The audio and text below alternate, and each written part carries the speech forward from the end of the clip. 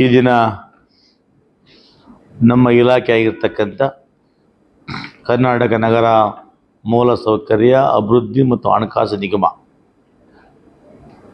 KUID and finance ಕಾರ್ಪೊರೇಷನ್ನ 103ನೇ ಸಭೆಯನ್ನು ಇವತ್ತು ಇಲ್ಲಿ ಕರೆದಿದ್ದು, ಈ ಸಭೆಯಲ್ಲಿ ಎಲ್ಲ ಪ್ರಮುಖ ಅಧಿಕಾರಿಗಳು ಸಭೆಯಲ್ಲಿ ಭಾಗವಹಿಸಿದ್ದು, ಅನೇಕ ಮಹತ್ತರವಾಗಿರ್ತಕ್ಕಂಥ ಈ ರಾಜ್ಯದಲ್ಲಿ ನಗರಗಳಿಗೆ ಮೂಲಭೂತ ಸೌಕರ್ಯವನ್ನು ಕೊಡ್ತಕ್ಕಂಥ ಅನೇಕ ಯೋಜನೆಗಳ ಚರ್ಚೆ ಮಾಡಿ ಆ ಎಲ್ಲ ಯೋಜನೆಗಳಿಗೆ ತ್ವರಿತಗತವಾಗಿ ಕಾಮಗಾರಿಗಳನ್ನು ಮುಗಿಸಿ ಹೊಸದಾಗಿ ಸರ್ಕಾರ ನಮಗೇನು ಇವತ್ತು ಯೋಜನೆ ಕೊಡ್ತಾ ಇದೆ ಆ ಯೋಜನೆಗಳನ್ನು ತಗೊಳ್ಳಿಕ್ಕೆ ಅಗತ್ಯ ಇರತಕ್ಕಂಥ ಸುಮಾರು ಒಂದು 50 ಸಿಬ್ಬಂದಿಯನ್ನು ಟೆಂಡರ್ ಮೂಲಕ ನೇಮಕ ಮಾಡಿಕೊಳ್ಳಲಿಕ್ಕೆ, ಇವತ್ತೇನು 9 ಟರ್ಮ್ ಪ್ರಾಜೆಕ್ಟ್ಸ್ನ ಮುಕ್ತಾಯ ಮಾಡಬೇಕು ಅಂತ ರಿವೈಂಡ್ ಮಾಡಬೇಕು ಅಂದ್ಕೊಂಡಿದ್ವಿ, ಆ ಪ್ರಾಜೆಕ್ಟ್ಗಳನ್ನು ಆ 9 ಟರ್ಮ್ ಪ್ರಾಜೆಕ್ಟ್ಸನ್ನು ಮತ್ತೆ ನಾವು ಅದಕ್ಕೇನು ವೆಚ್ಚ ಆಗುತ್ತೆ ಅದನ್ನು ಸರ್ಕಾರದಿಂದ ಭರಿಸ್ಕೊಂಡು ಆ ನಗರಗಳಲ್ಲಿ ಮೂಲಭೂತ ಸೌಕರ್ಯಗಳನ್ನು ಮಾಡಬೇಕು ಅಂತೇಳಿ ತೀರ್ಮಾನವನ್ನು ತಗೊಂಡಿದ್ದೇವೆ. ಇದರೊಟ್ಟಿಗೆ ನನ್ನ ಕ್ಷೇತ್ರವಾಗಿರ್ತಕ್ಕಂಥ ಬಂಗಾರಪೇಟೆಯಲ್ಲಿ ವಿಶೇಷವಾಗಿ ಅಭಿವೃದ್ಧಿಯನ್ನು ಮಾಡಬೇಕು ಅಂತೇಳಿ ನನ್ನ ಅಧ್ಯಕ್ಷನಾಗಿ ಒಂದು ಸಮಿತಿಯನ್ನು ರಚನೆ ಮಾಡಿ ಆ ಸಮಿತಿಯಲ್ಲಿ ಅಂದಾಜಿನ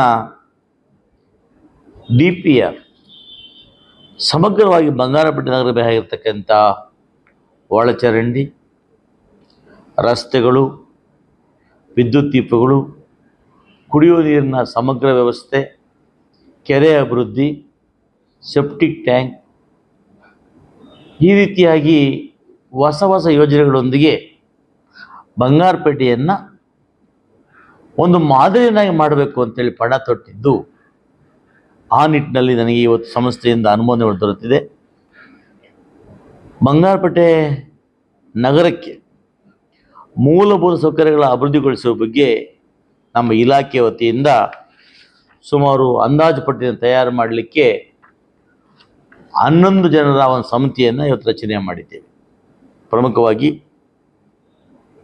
GR ನಂದೀಶ್ ಅವರು ಮುಖ್ಯ ಅಭಿಯಂತರರು ಮತ್ತು ಕಾರ್ಯವ್ಯವಸ್ಥಾಪಕರು, ಇಲ್ಲಿ KP ಜಯರಾಮ್ ಕಾರ್ಯವ್ಯವಸ್ಥಾಪಕರು, ಶ್ರೀಮತಿ SR ರಮ್ಯಾ ಕಾರ್ಯಪಾಲಕ ಅಭಿಯಂತರರು, MS ಶ್ರೀನಿವಾಸ್ ಉಪಪ್ರಧಾನ ವ್ಯವಸ್ಥಾಪಕರು IT, ನಾಗಭೂಷಣ್ ಆರಾಧ್ಯ ಸಹಾಯಕ ಕಾರ್ಯಪಾಲಕ ಅಭಿಯಂತರರು, ರಾಜು ಗಿರಿರೆಡ್ಡರ್ ಸಹಾಯಕ ಕಾರ್ಯಪಾಲಕ ಅಭಿಯಂತರರು, ಕಾರ್ತಿಕೇಯನ್ ಸಹಾಯಕ ಕಾರ್ಯಪಾಲಕ ಅಭಿಯಂತರರು, ರಾಮಕೃಷ್ಣೇಗೌಡ ಸಹಾಯಕ ಅಭಿಯಂತರರು, ಶ್ರೀಮತಿ ಶ್ರುತಿ ಸಹಾಯಕ ಅಭಿಯಂತರರು, BC ಯಶವಂತ್ ಸಹಾಯಕ ಅಭಿಯಂತರರು, ST ಸೋಮಶೇಖರಪ್ಪ ಸಹಾಯಕ ಕಾರ್ಯಪಾಲಕ ಅಭಿಯಂತರರು.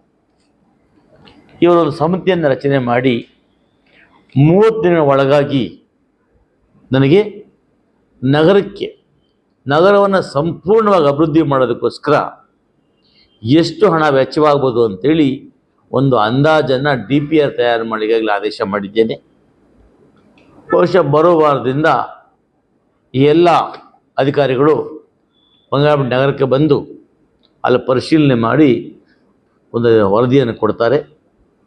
ತದನಂತರ ನನ್ನ ಸರ್ಕಾರದಲ್ಲಿ ಆ ವರದಿಯ ಬಗ್ಗೆ ಹಣವನ್ನು ಮಂಜೂರು ಮಾಡಿಸಿ ನಮ್ಮ ಇಲಾಖೆ ಸಹಯೋಗದೊಂದಿಗೆ ನನ್ನ ಇಲಾಖೆಯಿಂದ ಬಂಗಾರಪೇಟೆಯನ್ನು ಅಭಿವೃದ್ಧಿ ಮಾಡ್ತಕ್ಕಂಥ ಕೆಲಸವನ್ನು ಕೂಡ ಸಮಗ್ರ ತೆಗೆದುಕೊಳ್ಳೋದಕ್ಕೆ ಜನರ ಆಶೀರ್ವಾದ ಏನು ಮಾಡಿದ್ದಾರೆ, ನಾವೇನು ಜನಕ್ಕೆ ಮಾತು ಕೊಟ್ಟಿದ್ದೀವಿ ಆ ಮಾತನ್ನು ಉಳಿಸ್ಕೊಳ್ಳಿಕ್ಕೆ, ಅಭಿವೃದ್ಧಿ ಮಾಡಲಿಕ್ಕೆ ಪ್ರಾಮಾಣಿಕ ಪ್ರಯತ್ನವನ್ನು ಮಾಡ್ತೇನೆ. ಎರಡನೇದಾಗಿ ನಮ್ಮಲ್ಲಿ ಇವತ್ತು ಸುಮಾರು ಕರ್ನಾಟಕ ರಾಜ್ಯದ ಅನೇಕ ನಗರಸಭೆಗಳಲ್ಲಿ ಎಲ್ಲೆಲ್ಲಿ ಕಮರ್ಷಿಯಲ್ ಕಾಂಪ್ಲೆಕ್ಸ್ ಕಟ್ಟಲಿಕ್ಕೆ ಬಸ್ ಸ್ಟ್ಯಾಂಡ್ ಕಟ್ಟಲಿಕ್ಕೆ ಹಣ ಬೇಕಾಗಿದೆಯೋ ಅಂಥವರಿಗೆ ಇವತ್ತು ಸುಮಾರು 600 ಕೋಟಿ ರೂಪಾಯಿಗಳನ್ನು ರಿಸರ್ವ್ ಮಾಡಿದ್ದೀನಿ. 600 ಕೋಟಿ ರೂಪಾಯಿಗಳಲ್ಲಿ ಸಂಬಂಧಪಟ್ಟ ಕ್ಷೇತ್ರದ ಯಾವುದೇ ಶಾಸಕರಾಗ್ಬೋದು, ಅವರ ಬೇಡಿಕೆಗಳನ್ನು ಕೊಟ್ಟರೆ ಇವತ್ತು ನಾನು ಕೂಡ ಅವರ ಬೇಡಿಕೆ ಅನುಗುಣವಾಗಿ ಅವರ ಅಗತ್ಯಕ್ಕೆ ಅನುಗುಣವಾಗಿ ಹಣವನ್ನು ಮಂಜೂರು ಮಾಡಿ ಆ ನಗರಗಳಲ್ಲಿ ಕೂಡ ವಾಣಿಜ್ಯ ಸಂಕೀರ್ಣವನ್ನು ಮಾಡಲಿಕ್ಕೆ ನಮ್ಮ ನಿಗಮದಿಂದ ಹಣ ಸಹಾಯವನ್ನು ಕೂಡ ಮಾಡ್ತೇವೆ. ಇದರೊಟ್ಟಿಗೆ ನಮ್ಮ ನಿಗಮ ಭಾಳ ದೊಡ್ಡ ನಿಗಮವಾಗಿದ್ದು ಇಲ್ಲಿ ನಗರಗಳನ್ನು ವಿಶೇಷ ಮಾದರಿಯಲ್ಲಿ ಅಭಿವೃದ್ಧಿ ಮಾಡ್ತಕ್ಕಂಥ ಕಾಮಗಾರಿ ನಡೀತಾ ಇದೆ. ಸುಮಾರು 8 ವರ್ಷಗಳಿಂದ ಬಳ್ಳಾರಿ, ಬೀದರ್, ಉಡುಪಿ, ಮಂಗಳೂರು, ಧಾರವಾಡ, ದಾವಣಗೆರೆ, ಹುಬ್ಬಳ್ಳಿ ಹೀಗೆ ಬಹಳಷ್ಟು ಕಡೆ ದೊಡ್ಡ ಗಾತ್ರದ ರಾಜಕಾರಣ ಮಾಡ್ತಾಯಿದ್ದೀವಿ. ಈಗಲೂ ಕೂಡ 2 ತಿಂಗಳ ಒಳಗಡೆ 2,000 ಕೋಟಿಯ ಟೆಂಡರ್ಗಳನ್ನು ಕರೆದಿದ್ದೀನಿ. ನನ್ನ ಉದ್ದೇಶ ಅನಿಸಿದೆ 2 ತಿಂಗಳಲ್ಲಿ ಮುಗಿಸ್ತೇನೆ. ಹಾಗೆಯೇ ನಮ್ಮ ಮಂತ್ರಿಗಳಾಗಿರ್ತಕ್ಕಂಥ BS ಸುರೇಶ್ ಅವರು ಮೈನ್ಸ್ ಒಂದು ಸ್ಕೀಮ್ ಯೋಜನೆ ಅನ್ವಯ ಇವತ್ತು 2,800 ಕೋಟಿ ರೂಪಾಯಿಗಳನ್ನು ಕೂಡ ನನ್ನ ನಿಗಮಕ್ಕೆ ಕೊಡ್ತಾ ಇದ್ದಾರೆ. ಆ ಕಾಮಗಾರಿಗಳನ್ನು ಕೂಡ 6 ತಿಂಗಳೊಳಗಾಗಿ DPR ಮಾಡಿಸಿ ನಾವು ಟೆಂಡರ್ ಪ್ರಕ್ರಿಯೆಯನ್ನು ಮಾಡ್ತೇವೆ. ಒಟ್ಟಾರೆಯಾಗಿ ಈ ವರ್ಷದಲ್ಲಿ ಸರಿಸುಮಾರು 5,000 ಕೋಟಿ ಕಾಮಗಾರಿಗಳಿಗೆ ಟೆಂಡರ್ ಮಾಡ್ತಕ್ಕಂಥ ಪ್ರಕ್ರಿಯೆಯನ್ನು ಪ್ರಾರಂಭ ಮಾಡಿದ್ದೇನೆ. ಪ್ರತಿಯೊಂದು ನಗರಗಳಿಗೂ ನಾನೇ ಖುದ್ದಾಗಿ ಭೇಟಿ ಮಾಡಿ ಆ ನಗರಗಳ ಸಮಸ್ಯೆಗಳನ್ನು ನೋಡಿ ಆ ನಗರಗಳನ್ನು ಯಾವ ರೀತಿ ಅಭಿವೃದ್ಧಿ ಮಾಡಬೇಕು ಅಂಥೇಳಿ ನನ್ನ ಅಧಿಕಾರಿಗಳೊಂದಿಗೆ ಭೇಟಿ ಕೊಟ್ಟು ಸಮಗ್ರವಾಗಿ ಅಭಿವೃದ್ಧಿ ಮಾಡಲಿಕ್ಕೆ ನನ್ನ ಪ್ರಾಮಾಣಿಕ ಪ್ರಯತ್ನವನ್ನು ಮಾಡ್ತೇನೆ.